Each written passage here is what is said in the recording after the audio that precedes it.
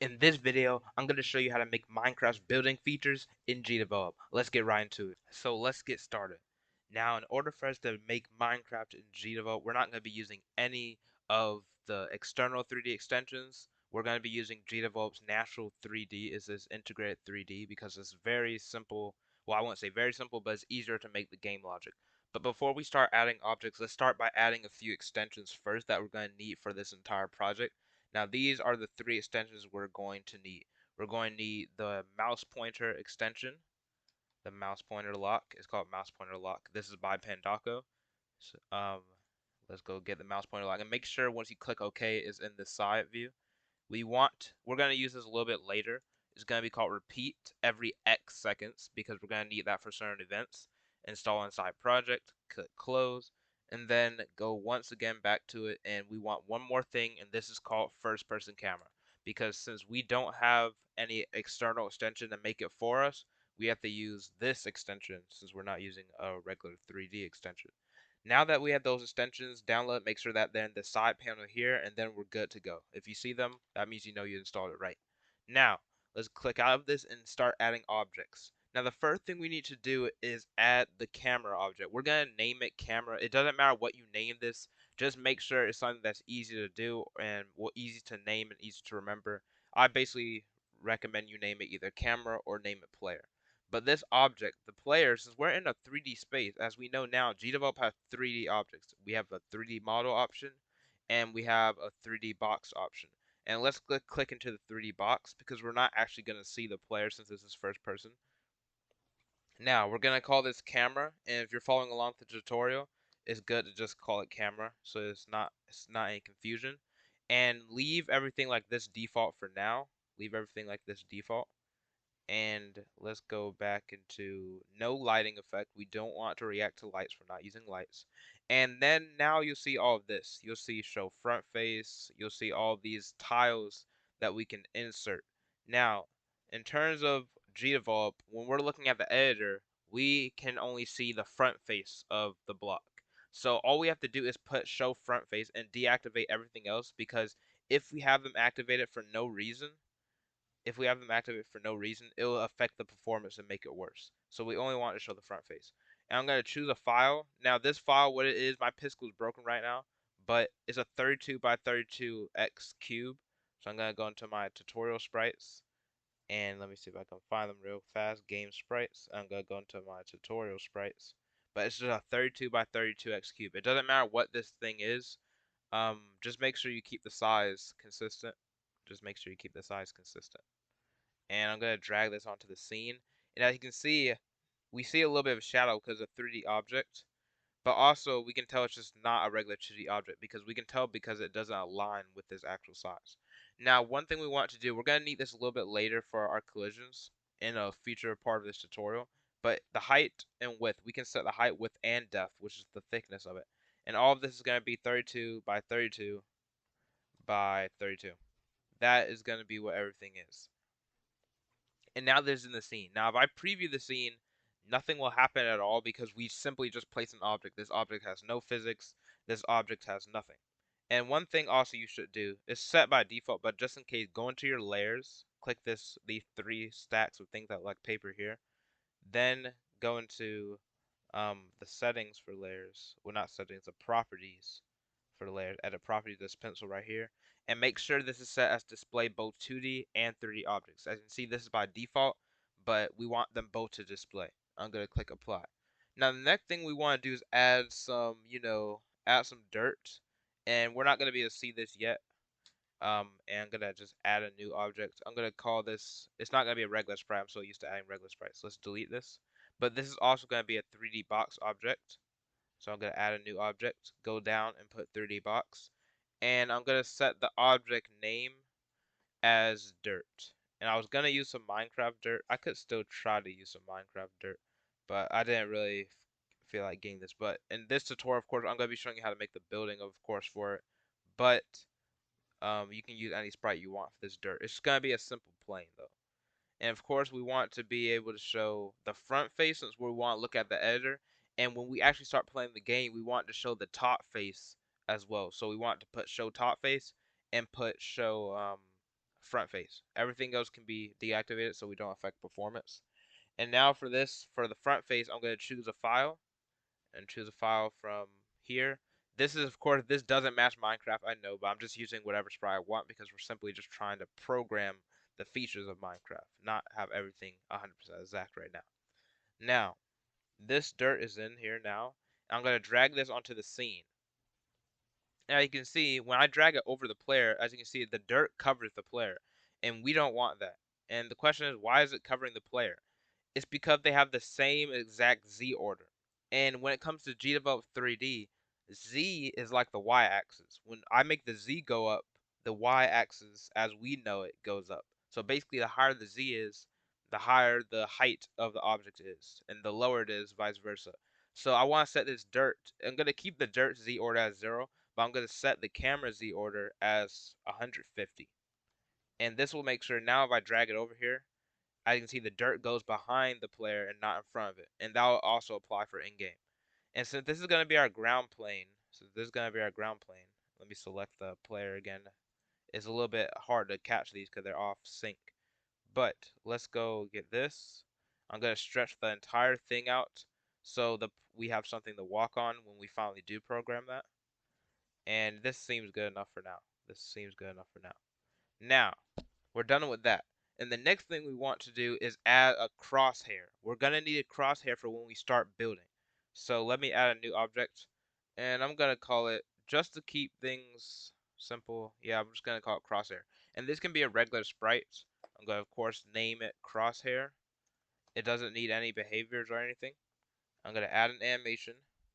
And I'm going to add a sprite, but I'm going to choose from the asset store. And now I'm going to search inside resources. I'm going to search crosshair. Well, I meant to not search crosshair. I'm going to search cursor because if I search crosshair, nothing will probably show up. And now we just wait for the load. It takes a little bit if you're using the Gdevelop asset store. And I'm going to just pick this cursor right here. It doesn't matter what cursor you choose. Just make sure the collisions actually at least slightly match it. But I'm going to apply. And I'm going to just drag this onto the scene. We're not going to be able to use it right now, but I'm going to drag it onto the scene. And as you see, when I'm dragging it onto the scene, but you can't actually see the crosshair. Now, how do we fix this so we can actually access the crosshair without moving the plane? Now, what you want to do is go to this tab right here with the 3 bars and then that little diamond. It's the instances panel. And here we can select specific instances of objects. And here I'm going to click crosshair. Now crosshair selected. I'm going to set the Z order so we can at least see it in the editor. I'm going to set the Z order as 10. And I'm going to make it much bigger. Not much bigger, but slightly bigger. I'm going to zoom up to it. And we can't really see it at the moment, but we'll be able to see it soon. I think it's because how small it really is. We can't really see it. It still looks like it's behind it because we're not dealing with a 3D object here, but we'll be able to see it a little bit later. Now, also the crosshair, it has to have its own layer. So I'm going to X out the instances panel and I'm going to add a layer and I'm going to call it crosshair. Now make sure the crosshair layer is over the base layer because we want to show all objects in crosshair layer, we want to show over it. So I'm going to go back to the instances panel since we can't see crosshair. Select crosshair and now I'm going to put it in the crosshair layer. And as you can see, now we can see it. Now we can actually see the crosshair. And I'm going to preview the scene and see how big it looks. We'll tweak it later, but we're going to see how big it looks. A little bit too big for my likings. I'm going to set it as 48 by 48. It doesn't, like I said, it doesn't really matter what the size is. You can set this as whatever you want. And I like this size. Now, we have dirt, we have camera, we have crosshair. I know you're like, we haven't made any movement yet, we haven't made anything. We're about to get into this, but I'm going to make one more fundamental object that we're going to need for this tutorial. And this object is the wall object. And what I mean by wall object, I mean the block that we're going to be using. I'm going to call it block as well. So, I'm going to put I'm going to put 3D box. I'm so used to using sprites. I'm going to put stone. We're going to call this stone because it's going to look like a stone block. I'm actually going to use some Minecraft texture for this. Once again, set this as default, no lighting. And since we're actually using a full block, we want to show all of the faces because there's a possible chance that the player can see every single last face. And I see this by default basically set up. And I'm going to go into my browser. You can use whatever browser you want, of course. I'm going to put pictures of stone block PNG. Well, I'm going to search up Minecraft stone block. And it's already in my autocomplete. I've searched this before. And if you search Minecraft stone block like this, you should see this picture pop up. Of course, it has little white corners. You might be able to see this a little bit in game, but it's kind of hard to find the exact textures, so I don't want to spend too much time here. I'm going to put save image as, and I'm going to go to my desktop and just call this, I'm going to call this stone block, so we can easily find it. I misspelled that here, but we can easily find it in our files now. And I'm going to put choose file. We're back in Gdevelop now. Choose file, and I'm going to go to desktop, and I'm going to go to the stone block PNG. And I'm gonna insert this for every single face. We're gonna insert stone block. So choose file. It should already be back in desktop stone block, and do this for all of your faces until all of them are filled up, and then we'll have a full block. So I'm gonna keep choosing this. We have 2 more faces left. We have the bottom face and the top face, and choose file stone block, and we're gonna do this one last time. Choose file stone block. And now double check to make sure every face is filled in, and they are. And we're going to hit apply. Now we're going to drag this onto the scene, and as you can see, we can already see the block. It's Z order. I'm going to set the starting Z order as like 100. And I'm going to set the width, custom size. Width is going to be 70, height is going to be 70, and the depth is going to be 70. Because since this is a cube, mathematically cubes, they always have the same width, height, and length. So in this case, we want them to also have the same width, height, in this case, depth. So I'm going to drag this down, and if I start the scene, you'll see that everything is still 2D. So how do we actually make this, not looking 2D like this? How do we make it not from a top-down viewpoint? Now we need to take advantage of our extension that we downloaded earlier, which is called first person camera. And I'm going to make something real fast here. Let's go to the event editor, and we're going to make the camera, the first person camera, see from our object, which is the camera. Well, I'm not going to get confused. Our object, which is the player's eyes. We want to see from the player's eyes. So I'm going to put always, because we want this always happen, which means we add no condition here. Then I add an action. Then I click camera, and then I go scroll down. Well, not camera. I don't want to click camera in this instance. I go to other actions. I go to first person 3D camera and look through object eyes. Then the object I want to look through is the camera's eyes, and the camera is on the base layer, so we put base layer, not crosshair. Now, if I click preview, it should look like a first person viewpoint now. I see, yeah, it looks like a first person viewpoint. We can see the 3D cube right in front of our face, and now we have a camera that we can look from this point of view. But now we need to program the camera movement itself. So how do we do that? Now, camera movement is actually quite easy with the mouse pointer lock extension. We need to add a few things.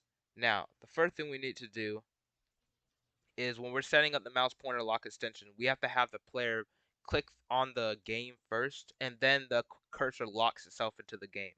So I'm going to put add condition, and if I'm going to put if mouse button, mouse and touch, if mouse button is released, not press, if we put it as release, it really doesn't matter though. But if it's released and we want to put left click, if it's released, and I'm going to go into other conditions, and I'm going to go into scroll down until I see mouse pointer. Where is it? Yeah, mouse pointer lock. If it's not locked, and you might be saying, how do we do not locked? We put invert condition. So now we're checking not if it is locked, we're checking if it's not locked. And now, if this is the case, if the left mouse button is released and the pointer is not locked, we want to request the pointer lock, which means now we want to lock the cursor into the screen. So I'm going to go into other actions, scroll down to mouse pointer lock, and request the pointer lock.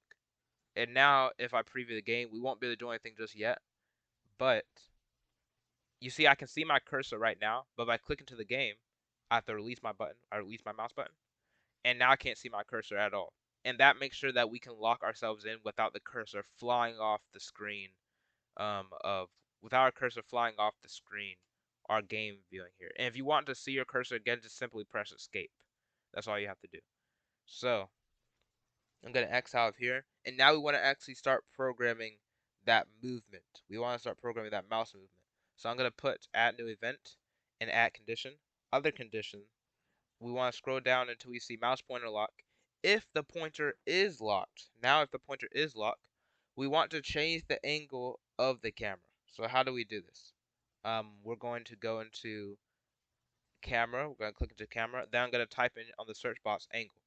And we're changing the angle. We want to be equal to the mouse. And you might say, how about we just put like mouse X?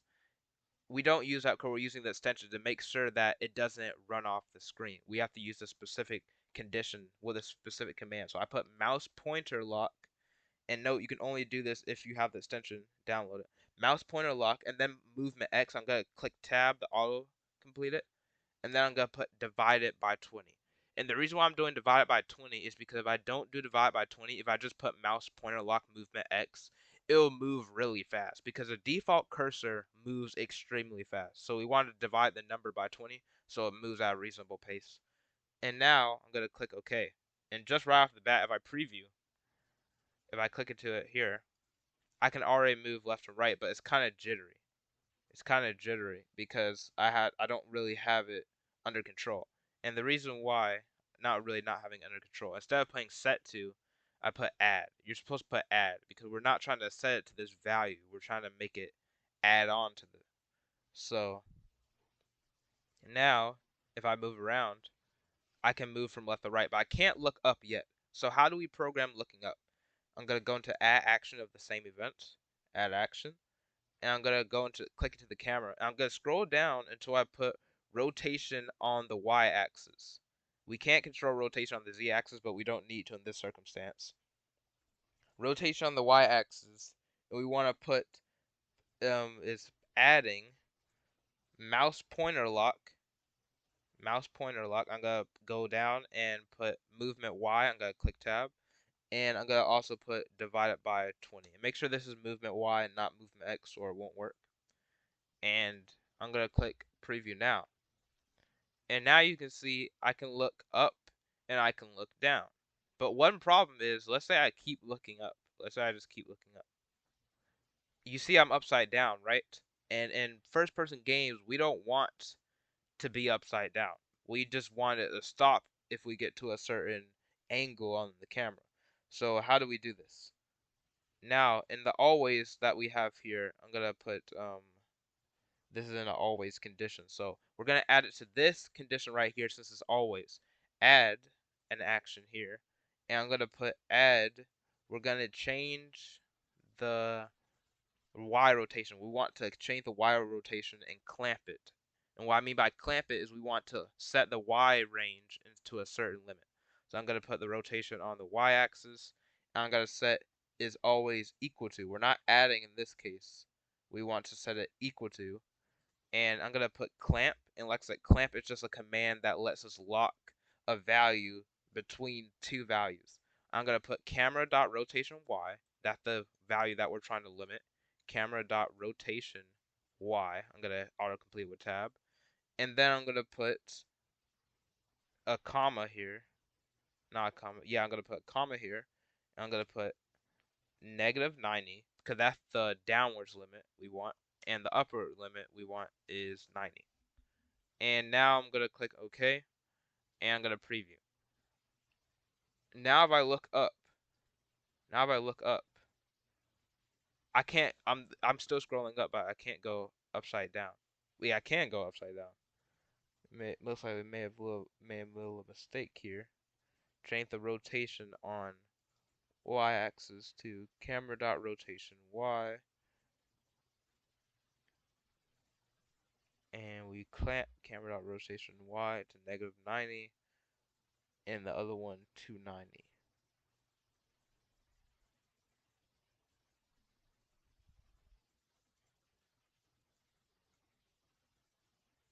Let me see if I can put it downwards and maybe it'll work.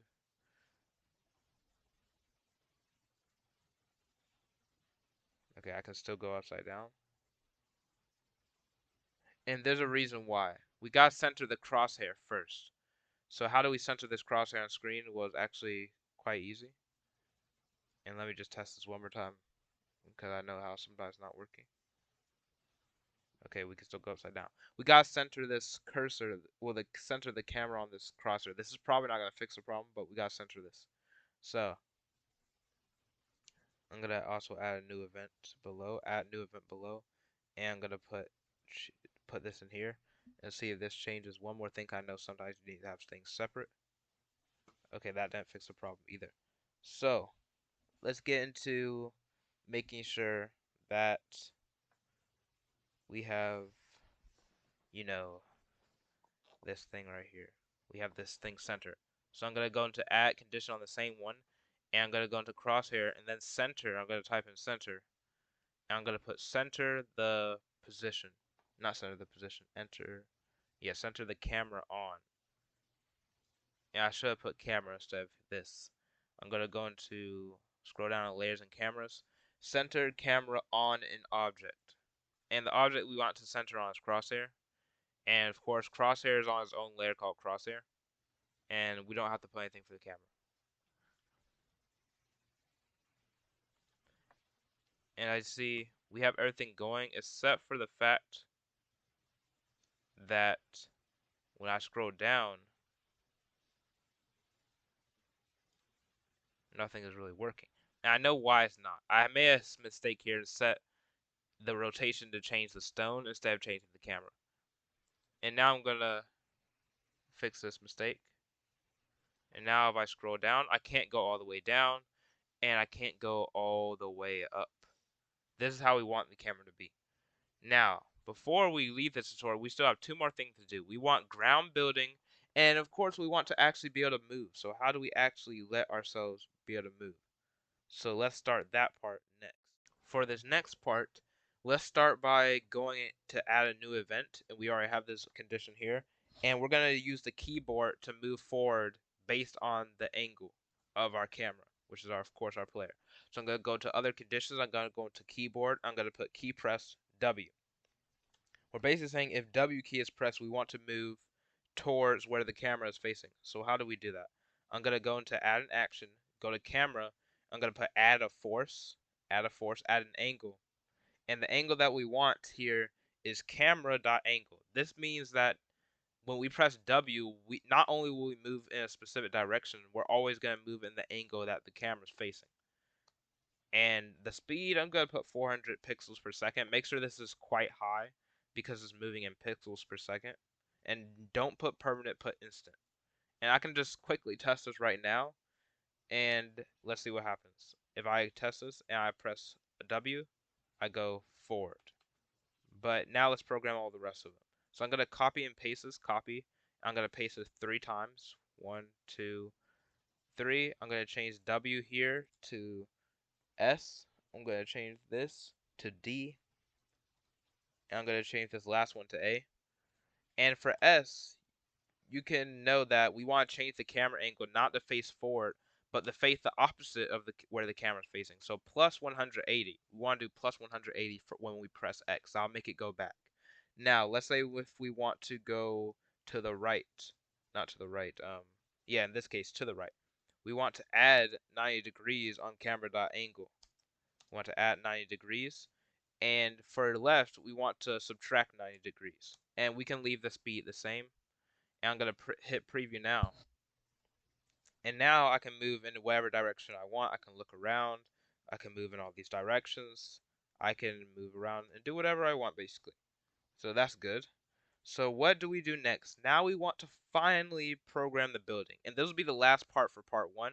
In the next tutorial, we're going to see how to jump, how to have a proper collision code, because we're going to use a simple collision for this one, but it's not flexible. But we're going to see how do we do the building.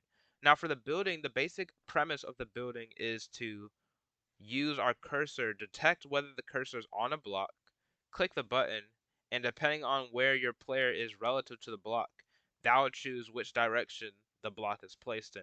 So I know that sounds really complicated, but it's not the most complicated thing in the world. So let's just get straight into it, let's get straight into it. Now, the first thing we want to do is go add a new event, which we already have, and I'm going to click into conditions. Now, in this case, I know we're used to build being right click, but in this case, I'm just going to use left click just so we can, so it's easier to access. It's not much easier. We're going to just use left click instead. Mouse pressing, if mouse button is pressed or touched, we're going to put left key, and I'm gonna put if crosshair is visible. Now you normally really don't have to put this, but sometimes maybe if you pause or something, there's possible chance the crosshair might not be visible. Basically, if the crosshair can actually be seen on screen, also allow this thing to happen. And I'm gonna put trigger once. Now this is the top event. This is the top event. And I'm gonna put trigger once while true.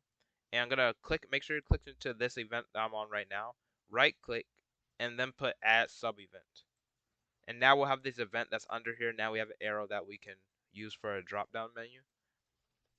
And let's see what we want to do next. The next thing we want to do is we want to use a feature called raycasting. And raycasting basically sends an invisible ray from one object to a certain distance around it. And if the ray hits something, then the ray it'll do a certain action if the ray hits something. Now, let's go into add condition. I'm going to go into other conditions. I'm going to type in raycast. And you want to put raycast, just regular raycast, not raycast to a position. Now, the object we want to test against the ray is stone. We want to test stone against the ray. And the ray's source position, its x position, we want to come from camera.x. This is where the ray is coming from. Just imagine an invisible ray that's coming from this object. The source of the y position, we want to put camera.y. And the angle in degrees, of course, we want to use camera.center. Well, for the x position, we want to put camera.center x. I forgot that. Camera.center x and not just camera.x because that's not in the center. Camera.center y for here. And for the angle in degrees, we want to do camera.angle. Camera.angle. And for the ray's maximum distance, make sure you put parentheses here. The maximum distance, I'm going to set this as 450 because this was decently kind of realistic to how Minecraft was when I tested it. And I know you might see this result x position scene variable.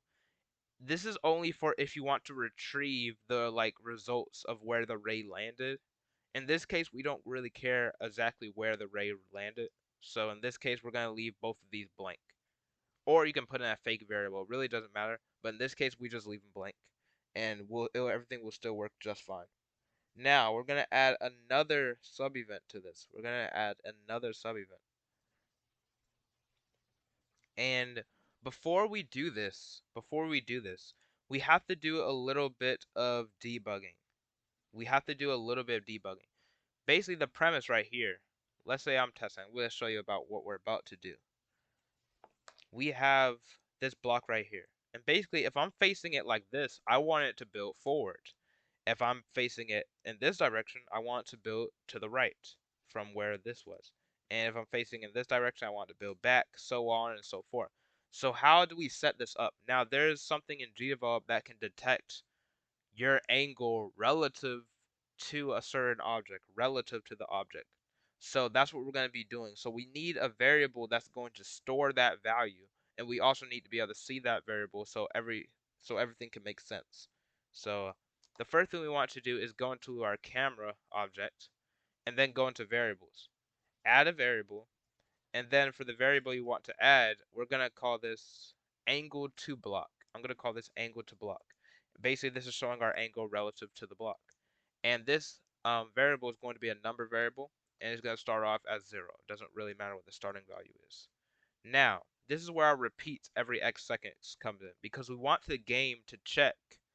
The game to check our angle to the nearest block, because when we start building, we're going to have several blocks, and we need the game to be able to detect the block that we're closest to. So now I'm going to go into untitled scene events, and make sure when you add a new event, make sure it's not connected to touch left mouse button down. Make sure it's not connected to any of these sub events. And I'm going to close it to make sure we don't get confused. Add a new event, and we're going to add a condition. Now repeat. I want to go to other conditions, repeat every X seconds, and I'm going to click into this one. And the name of the timer is going to be check block. We're basically just checking the closest block. Keep spelling this wrong. Check block. And the time in seconds between each trigger, we want it to be really, really small because we basically want it to be checking it all the time. So I'm going to put 0.001. This will basically make sure it's always checking it. Now, I'm going to add sub condition because when we're using repeat every 0.1 seconds, since we're trying to track the nearest object, that's in a condition, so we have to use a sub event. So I'm going to right click repeat timer, and I'm going to put add sub event. And in the conditions tab, I'm going to put click in stone. Make sure you click into stone. Scroll down, and then put pick the nearest object. Pick the nearest object. And from the X position we want to pick from, we want to pick the nearest object to camera dot X. And really, let's use camera dot. Yeah, let's just use camera dot X. We could use center X to make it a little bit more precise, but in this case, to make everything less complicated, let's use camera dot X and camera dot Y because why not? Pun intended. Now that we have it picking the nearest stone to the camera, we want to do one more thing, and that is to change our angle to block variable to something. So now I'm going to go into other actions. Well, not other actions, camera. I'm going to go into our variables, our object variables. And you have to make sure you go to click on camera first because this is an object variable and not a scene variable. So we want to put change the number variable, angle to block. And we want it to be equal to, and I'm going to put camera dot angle to object. Camera dot angle to object. This is the one we want. And now we have to put in quotes. Not quotes. Is it quotes? I think we might have to put it in quotes. Camera dot angle to object, and the object we want is stone. Now let's see how this looks now. Okay. And we're gonna put preview. And as you see, we can't really tell what's happening, and that's because we don't have a debug variable. Well, we don't have the debug text. So I'm gonna add a new object. I'm gonna call this text, and we're gonna name this object. Um, let's name it. Let's name it debug1. Debug1. Set the size is equal to 30 so we can see it easily, and just put this as default. It doesn't matter because this is going to be changed anyway. I'm going to drag it onto the scene. We won't be able to see it at first. And I'm going to go back to the instances tab and click into the debug1 and put it on the crosshair layer so we can actually see it. And then it also won't move. It won't ever move away. And put it in the camera's view. Now we're going to go into our events once again and go into one of your always events, and basically the ones with no conditions. And I'm going to put add an action here. I'm going to click into debug and modify the text. Now we want to modify the text to be equal to the object variable angle to block. So we're going to put toString first. Make sure you put toString first because this tells Gdevelop that we want this number to be converted to a string, which is text. Then we're going to put round because we don't put round, it's going to be like this really long decimal. And it's just, we really don't want to see this. We're just trying to see the rounded number. We're going to put round, then we're going to put parentheses. And the thing we want to round is camera dot variable. This is showing us that this is an object variable. And then I'm going to put parentheses again. And then the variable that we want is angle to block. And I'm going to put tab to autocomplete it, and that's it. Now I'm going to click OK, and let's preview. Now, as you can see, you have this angle that's in the top right. And when I move, I'm 90 degrees to this block when I'm over here. When I'm near the middle, I'm near close to 0. When I'm to his right, I'm to negative 90. When I'm to the back, I'm at 180 or negative 180. They go like interchangeably. And we're going to use this angle to tell the game what direction we need to be building in. So let's get started now. Now, also, let's just start getting started with this. So we're gonna open this up, and we have the sub condition. So let's go to this bottom one right here, and we want to compare two values. Now, basically, what we're gonna be trying to do, if our angle is within a certain range, that's when we want to let the game decide which direction we want to actually place the wall. So let's get started with this. Now, let's add a condition, and we're going to go into other conditions, events and control flow, and then put compare two numbers. Now, the first number we want to compare is camera dot, we want to put dot variable, and we're going to put angle to block.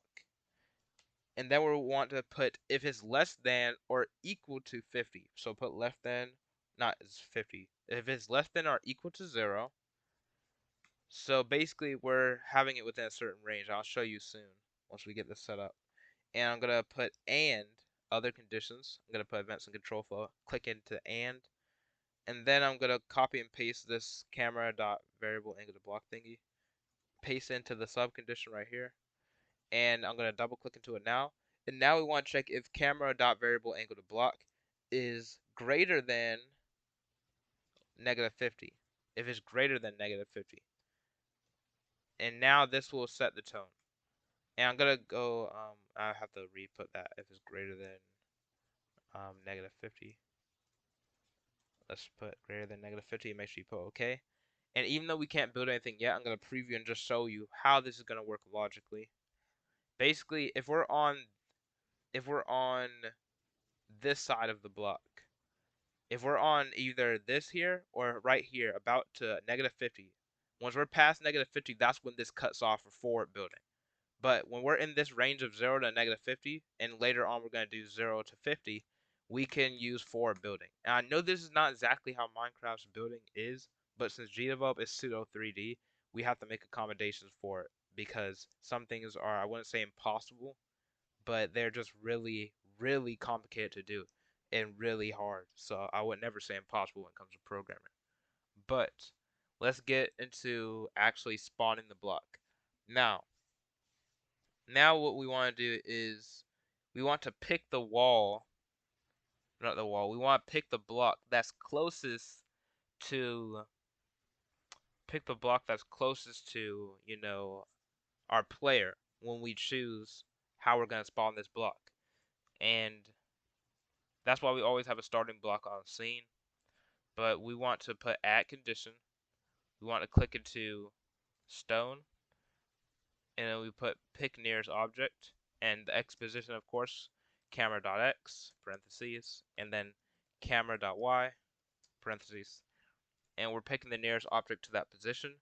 And now we're going to get to the fun stuff. We're going to go to add action, and we're going to click create an object, and the object we want to create is a wall. The object we want to create is a wall, also known as, the block. Create an object. And now this is going to seem funny, but I'm going to put spawn the wall at wall.x, not wall. Why did I put wall? Put stone.x and plus this really high number. This is, I believe, I think 1,000,000. Can't really see it. Yeah, that's not a million, but 10 million or 100 million. It doesn't matter which one this is, but we're basically going to be spawning the block really far away, then choosing the farthest block and then setting it back to a certain position. We're going to go into this right now a little bit later, but I'm going to show you how this works. We're going to spawn it at stone.x, and for the other one, we're going to put stone.y for the y position. Of course, we want to spawn on the base layer, and we're going to click OK. Now, I'm not going to actually start the game up because it will just spawn really far away. We won't be able to see it. So I'm going to add an action as well. We want to immediately change the depth of the wall. Let me go into stone. We want to go into the depth and change this to be equal to 70 because that's where our number is. We want to go into the height of the objects. We want to change the height and set this height equal to 70 as well, and set the width as equal to 70. We're saying the height, width, and the depth to be equal to 70. So click into stone one more time, go to width, and set it to be equal to 70. And of course, we won't be able to see any of this just yet. Now, let's go into click into camera.variable, this one that we're in right now with all these events, where my cursor is. Click into it, right click, and then add a new sub event. And what we want to do is pick the farthest object away from camera. And you might be wondering, how do we do this? We click into stone, and then we pick nearest object. And then we invert the condition. Because we invert the condition, it says it right here. If we invert the nearest object condition, it will do the farthest object away from the player. So we're going to put camera.x, and we're going to put camera.y. Now, we need a variable that detects that this is now the farthest block. So how do we do this if we want to now detect whether this is the farthest block? In order for it to detect this is the farthest block, of course, we need a variable. And this variable is going to be called, this variable is going to be called far. It's literally just going to be called far. And we're going to make actually 6 of these variables right now. We're going to make 6 of these variables because we're going to have to use this a similar command to this 6 times, and you'll see why. So we're going to click, it's going to be a boolean. The type of variable is going to be a boolean. By default it's false. And we're going to put far. I'm going to put far. I'm going to put copy. I'm going to call it far1 so it's easy to remember. Copy, paste, copy, paste, copy, paste, copy, paste, copy, paste. And let's copy paste one more time. And now we have 7. I made a little bit too many. Let's delete one. And now we have 7. I'm going to call this one far2. Call this one far3. Call this one far4. And I'm just going to call, name all these far. And then whatever number follows it. And make sure these are all booleans. And make sure they're all set to by default false. And now we have to use this variable. Now another thing we have to do is, in order for us to be able to set the position back to where we want to be, we have to be able to detect what is the nearest object once again. We have to be able to detect what is the block that is closest, to our, the block that's closest to our player. So let's start getting these variables right. We're gonna need 2 more variables for this. So I'm gonna click into camera, and I'm gonna go into behaviors, and I'm gonna go to add behavior, and we need 2 variables. We need closest block. We need closest block. Closest block X. We need closest block X, and it's gonna be set as a number. And we need closest block Y. Closest block Y. And this should work. These are going to be 2 variables that store the closest block's X position and the closest block's Y position, so we can know where to spawn our new block in relative to that condition, relative to that block that's close to us. So I'm going to set this as a number as well. I'm also going to hit apply here.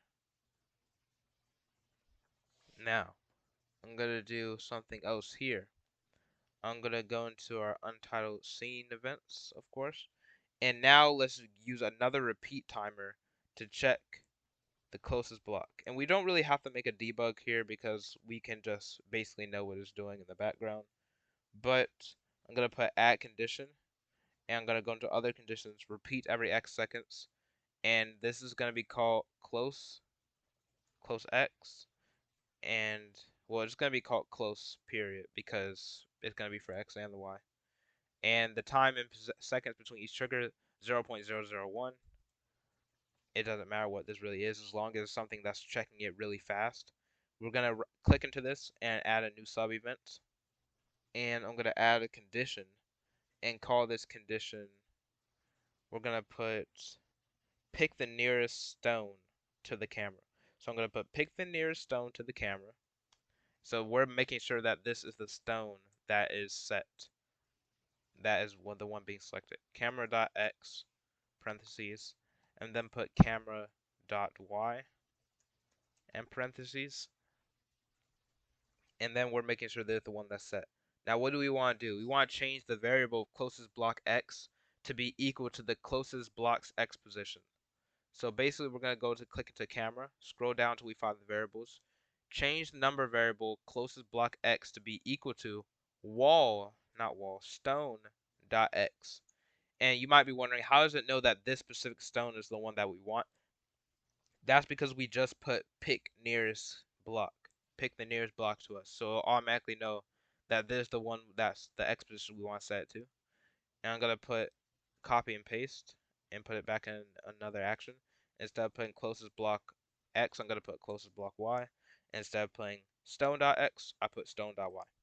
And like I said, we don't really need to see these in the background. I'm not gonna use any debug for this. We're just gonna know what happens. Now back at it again. How about what's happening with our spawning our block?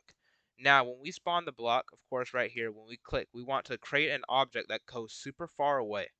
Basically, what's happening, we create an object that goes really far away.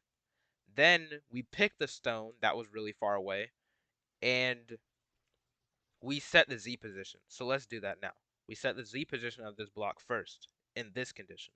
Add an action, and we're going to add an action, and let's set this stone block that we just selected equal to the Z position of, we're going to put Z, and we have Z is called elevation, and our default Z is like 100, so let's just set it to 100, and we're going to set it to 100. We're going to have a more flexible system for the part 2 of this tutorial, but we're going to set it to 100 for now. Now for the next part, we have to set a certain variable equal to true, because if we don't set this variable equal to true, we won't ever be able to actually be able to detect how we're going to put this block back, because we have to be very careful when we're choosing what block does what, because the game has to know which block do I make do this action. So let's put it in a separate variable that we made earlier, all those fars. So I'm going to add action. I'm going to put other actions, well, not other actions, camera, scroll down until I see our boolean variable, change boolean variable. Then I'm going to put not for camera, for the stone, change boolean variable, and I'm gonna put far, and let me make sure that let me put far, and it's far1, and we're gonna set this value to be equal to true. Now that far is equal to true, when we click our mouse button, I'm gonna add a new event and put add condition. So click on stone, go into our boolean variable. If far1 is true, if it's true, we have to make sure it is true because we don't want to do anything if it's not true. If far is true, and before I do this, I have to do one more thing. Go right click. We want to add, not right click. Go into this plus block, this plus button, not block. Choose and add an event, and then put for each object, because we want the thing to refresh. It's basically the game is going to be checking every single stone block in the game and checking to see if its specific far variable is equal to true, because object variables are personal for each object. Each instance of the stone I make, its object variable will have a different value. So that's why we put repeat for each object, so we can check to see. So we're going to put for repeat for each instance of stone, and then I'm going to put add condition, click into stone, scroll down until I see boolean variable, set far1 to be equal to true, and if far1 is equal to true, we want to do two things. Well, three things actually. First, we want to spawn this stone that we just have now, put it in a new position. And the position we want to be is camera.x. We want to first spawn at us first, so it can be back close to the player.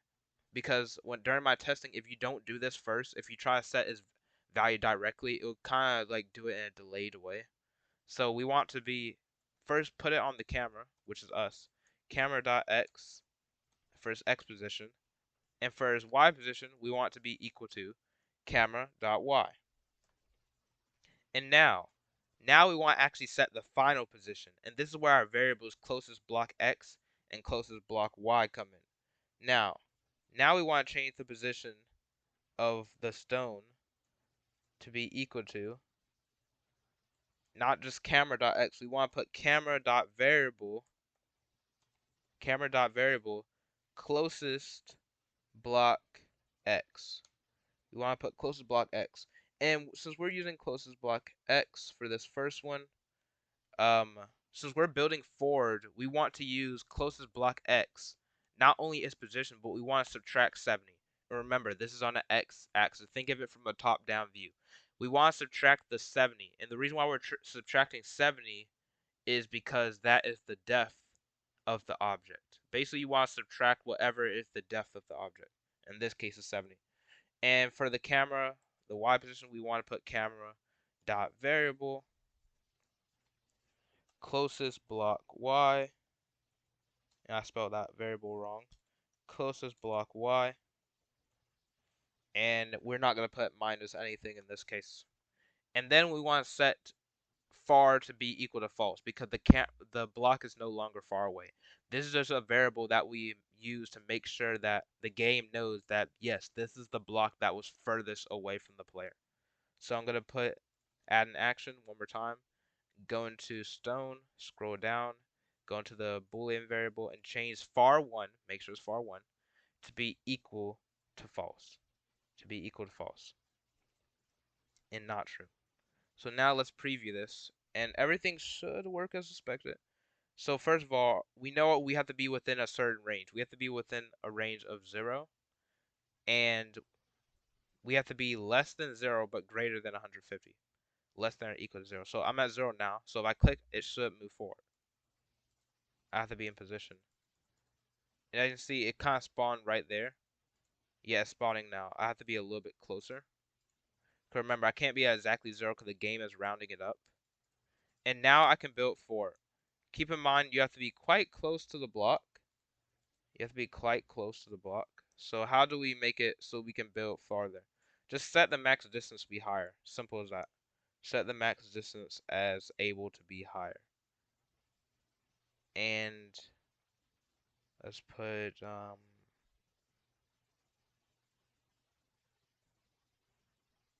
preview.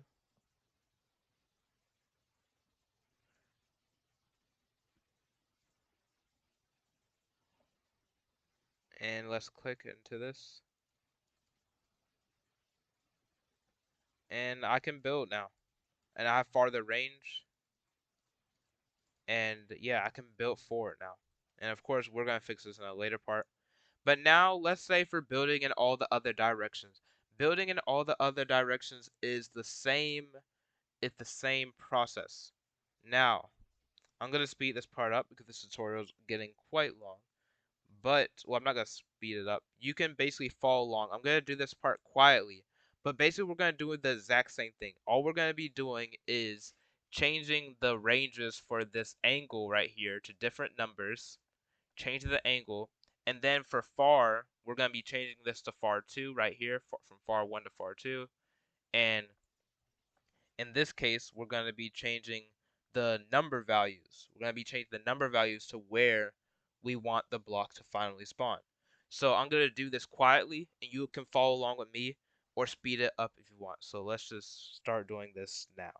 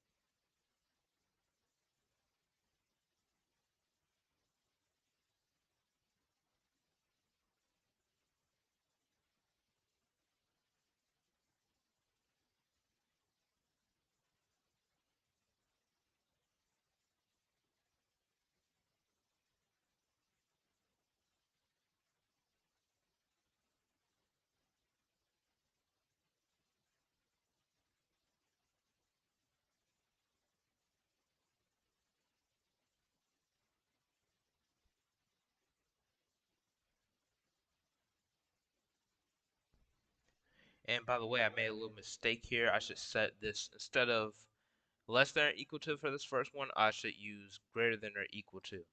So for the rest of these, I'm gonna use for this one, I'm gonna keep this as less than or equal to, and instead I'm gonna keep this as greater than -50. And for this first one, I should have put less than regular 50, not less than -50. Should have put less than regular 50. And now this is working right on this first one. And make sure we'll go back and change all these fars later. But for the third one, we want to put if it's less than -50, if it's less than -50, and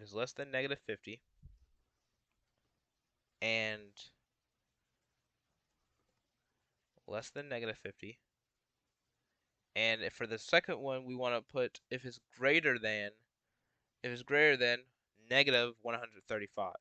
And these are all just ranges. You can test out these ranges for yourself if you want slightly more precise angles. These are not perfect angles. I'm going to say this right now. But you can do your own testing as well if you want the angles to be more perfect. So, and for these last few ones, I'm going to put if it is greater than for this fourth one. If it's greater than or equal to 50, greater than or equal to 50. Don't mean to go into it like that. Let me undo this. Let me undo this. And for this next one, we're going to put if it's greater than or equal to 50. Greater than or equal to 50. And then we're going to put if it's less than 135. And you can kind of see a pattern here with the numbers. And for this next one, greater than or equal to, we're going to put if greater than or equal to 135. 135. And we're going to put for this one right here, it's going to put if it's less than or equal to 180. 180. And for this last one, we're just going to put if it's less than or equal to -135. -135. And we're going to put if it's greater than or equal to, -180. And it's important to have all these numbers right. If your game is glitching in terms of your directions and building, you want to check in these places because these are where the biggest bugs can occur because it's very tedious and you have to be very focused when you're programming this part. Now for all these fars, we're going to simply set this to far 2. We're going to start at the top, set this one to far 2, and make sure this is exact. Make sure you set these in the order that I'm doing, or else they won't be correct because they correspond, that their angles correspond with these variables. So this next one I'm going to put far 3. This other one I'm going to put far 4. And this next one I'm going to put far 5. And now I'm going to put far 5. And for this last one I'm going to put far 6. And right then, everything should be working at this point if we've programmed everything correctly. So let's see. When I'm close to the block like this, it should build forward. Okay, it's doing that. When I'm to the side, it should build to the side. And that's where we have a problem. It's not building to the side here. And like I said, if it's not building to the side, what's the problem? Now, I know what the problem is. I forgot to set some of these Y values, and it's a good thing that we came back to it. So, for far 1, not far 1, for starting off with far 3, we want to change the Y position that we start off with to, let me see this one right here. We want to change the Y position that we start off with. I'm going to scroll up here. Let me go to far 3. We want to change this to stone Y plus 70. Because remember, we're going off of grid. If I show you this, if we want to spawn to the left of it, um, we're gonna have to go down. We're gonna have to add Y. So that means it's gonna actually spawn down towards it for that one. For this next one, for far 4, I believe we want to use -70 instead. For far 4, we're gonna use -70 here. Stone.y -70. And for the next ones, we can just use wall, not wall, I keep saying wall, stone.x. For these last two, we can just use stone.x, stone.x. And now let's preview it now. And now when I move forward, okay, it goes forward. When I'm to the side, still not building to the side, not quite. It's a little bit bugging out here. And we may have made a few mistakes here, so let's see if we can find the bug.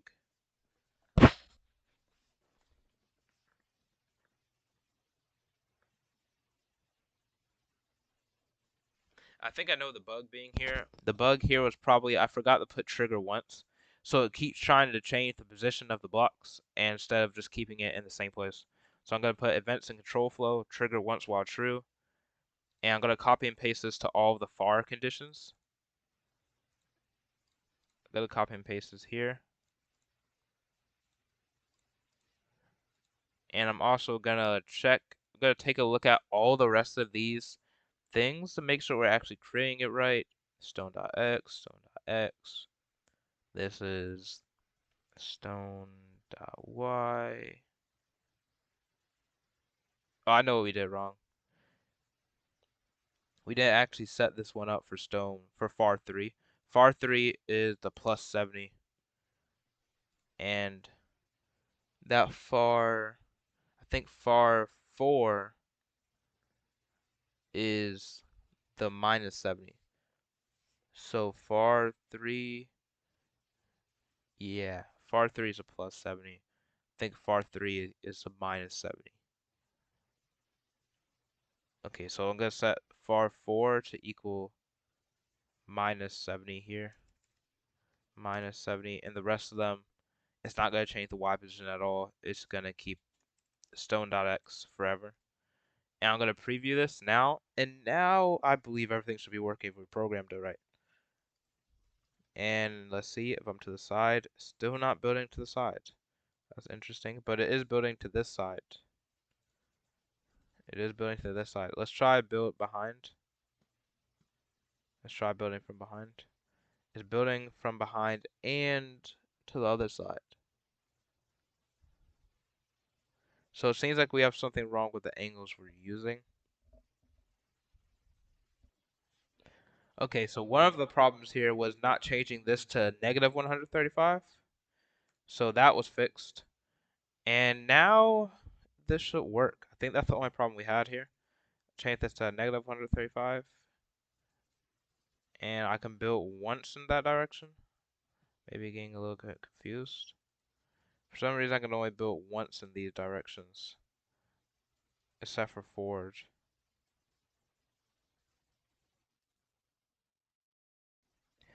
Oh, I found the real problem. I found the real problem, finally. After all this bug fixing, this is the true problem. I wasn't setting the other values back equal to false, so far2 needs to be set equal to false. Apologize for all the bugs in this video. But I'm gonna set far3, make sure these correspond. And this is how it is dealing with 3D sometimes. You have to make sure a lot of things are right, because if one thing is wrong, everything starts to break down. So you have to be very careful with how things are programmed. I'm just making a lot of mistakes here. Let me get this. Far 4 for here. I keep misspelling far for some reason. Far 4. And finally, far 6. And this should be the ending of these problems because we're finally setting it back to false so we can build several times in each direction. Here it is. We can build in whatever directions we want. And it's based off the block that we're closest to. This can also sometimes lead to decision-making problems because sometimes the game is like, this one is slightly closer. So basically, sometimes what you see is not what you always get. And that's also because the player we have is not centered. It's not based on the centered IX. But one more thing we do before we leave. Let's make sure we can collide with blocks. Let's make sure we can collide with blocks. And this is a simple method that's going to get changed in part 2. But all we have to do for part 1 here, since we can't jump yet, all we have to do is put camera, click into camera, put separate objects, and separate object the camera. Well, the object that we don't want to move is stone. We don't want the stone moving. So always, and I didn't mean to put this if mouse pointer locks. Put this in a condition that's blank, so that it'll always happen. And now if I touch a block, I can't go through it. I just get stopped right at it. And here's the thing, before I leave out, I want to mention, of course, these building is not perfect, but also this collision will have to be changed in the future because basically if I jump, you might think that I can jump over the block, but if I were to be able to jump with this code right now, I would not be able to move over the block because look at this editor. The editor here is still 2D. So the game thinks I'm still in collision with that block, even though on my screen I'm clearly not actually, it doesn't look like I'm touching it. But in this scene, it's still looking like this. If I try to move the block, it's hard to kind of find the center of this camera. I'm trying to just find the center of this camera by just moving in and out. But let me go select in the instances tab. And let me go to camera. But basically what I'm trying to say is camera, if I were to move it to the right, and it's moving right now and stuff, if I move it to the right, it still thinks I'm touching it. It still thinks I'm touching it because it's a 2D editor. So basically in the next video, in the next tutorial part of Minecraft, we're going to be learning how to do jumps, how to do the collision for the jumping, and we're going to be learning how to do building the blocks in a higher position, and that's going to be a slightly more complicated than this tutorial, but overall it's still going to be using the same building system with a few tweaks. The harder thing is going to be the collision and jumping, really. But if you enjoyed this video, I hope you really did enjoy. I hope you got something from it. If you did, please like, subscribe, and hit the notification bell so you never miss on any of my new Gdevelop tutorials. Also, feel free to comment down below what tutorials you want to see next and what features you would like added, because if you would like to, I could make Minecraft an ongoing series. Of course, nothing's going to be exactly like regular Minecraft. This is pseudo 3D, but I'm going to be trying to make it to the best of my ability. Once again, I hope you all enjoyed the video, and I'll see you in the next tutorial. See ya.